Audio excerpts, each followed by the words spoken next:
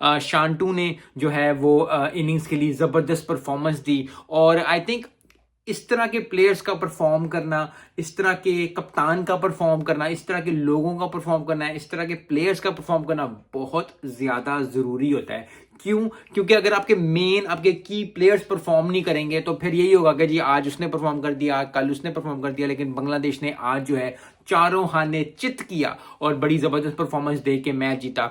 I think अब series 1-1 से बराबर हो गई है। अब सीरीज जो है वो अफगानिस्तान को खुल के आना पड़ेगा, ज़बरदस्त परफॉर्मेंस देनी पड़ेगी, ज़बरदस्त, क्योंकि जब भी सीरीज 1-1 से बराबर हो जाती है तो फिर ज़रा इंटरेस्टिंग हो जाता है चीज़, बड़ी बड़ी बड़ी गहमा गहमी और बड़ी बातें होनी शुरू हो जाती है। क्योंकि जिस तरह ऑस्ट्रेलिया पाकिस्तान का, ऑस्ट्रेलिया पहला मैच जीता, दूसरा पाकिस्तान जीत गया, अब थोड़े कुछ ही घंटों में मैच होने वाला तीसरा, अल्लाह करे पाकिस्तान जीत जाए ओडीआई। लेकिन बड़ा इंटरेस्टिंग हो जाता है फिर सारी जो, क्योंकि अगर 2-0 हो जाए तो बंदा कहता है ठीक है 2-1 हो गया, ठीक।